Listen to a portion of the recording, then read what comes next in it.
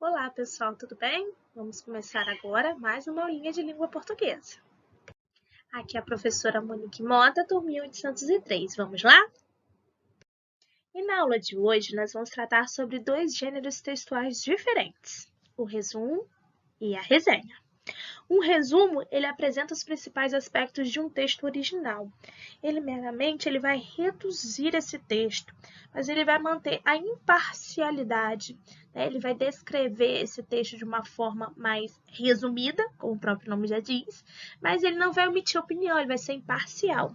Enquanto que a resenha, ela tem o objetivo de construir as relações de propriedade do objeto analisado.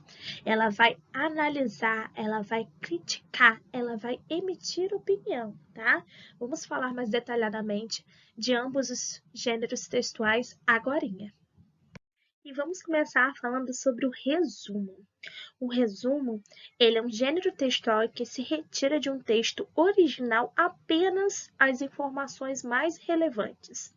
É importante ressaltar, não se pode acrescentar nenhum discurso novo ao já existente no primeiro texto, né? Imagine aí que você tem uma prova de história para estudar sobre Revolução Industrial. Você vai pegar aquele capítulo inteiro do seu livro e vai fazer um resumo. O que você vai fazer? Você vai selecionar os pontos de maior importância e vai reduzir aquele texto que era desse tamanho num texto desse tamanho com as principais informações que estão ali. Isso é um resumo. É você retirar o que é de maior relevância e recolocar em um texto menor. Né? Você não acrescenta nada, você não emite opinião, você não analisa, você não critica, você não altera o texto original, tá? Você simplesmente reduz fazendo uma seleção do que é mais importante, tá?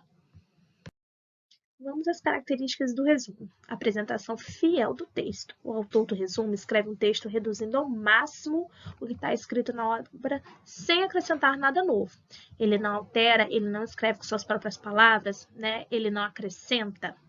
Não opinativo, ele é imparcial, não emite opinião. E breve, né? Ele vai reduzir uma obra original. Aqui temos um trechinho do livro Vidas Secas, de Graciliano Ramos. Observe como não há crítica, não há opinião, tá? Há meramente uma descrição da obra. Fala assim, a obra consiste numa crítica social sobre a seca do Nordeste. Vidas Secas retrata as dificuldades de uma família de retirantes. Fabiano e sua esposa, sim, a Vitória. Os dois filhos do casal e a cadela Baleia, estimada por todos como se fosse um membro da família.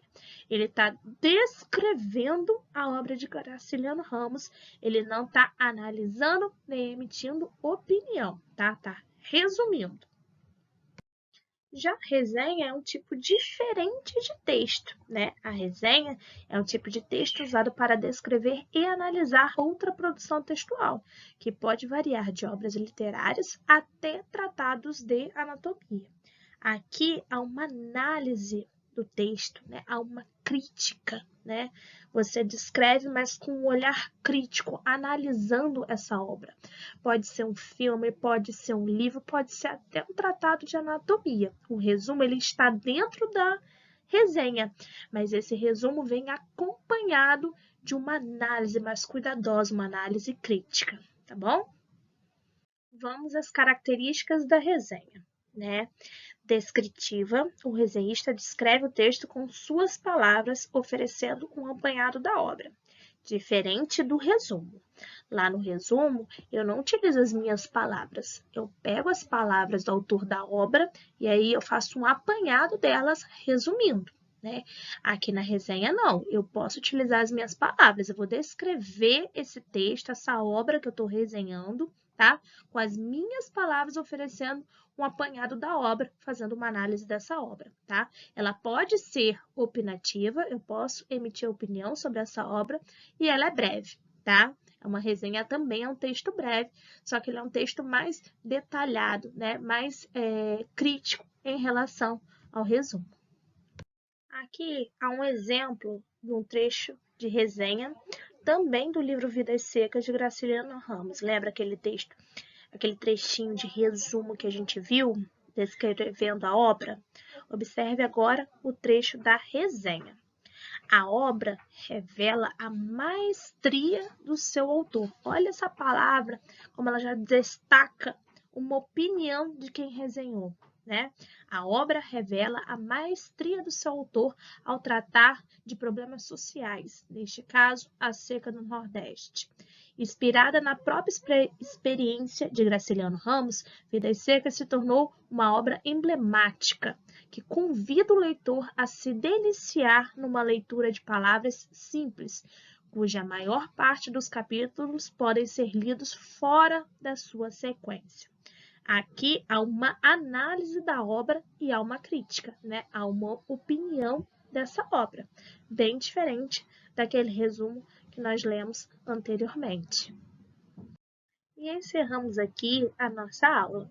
Se houver alguma dúvida ou algum questionamento, vocês podem entrar em contato comigo, tá bom? Até a próxima!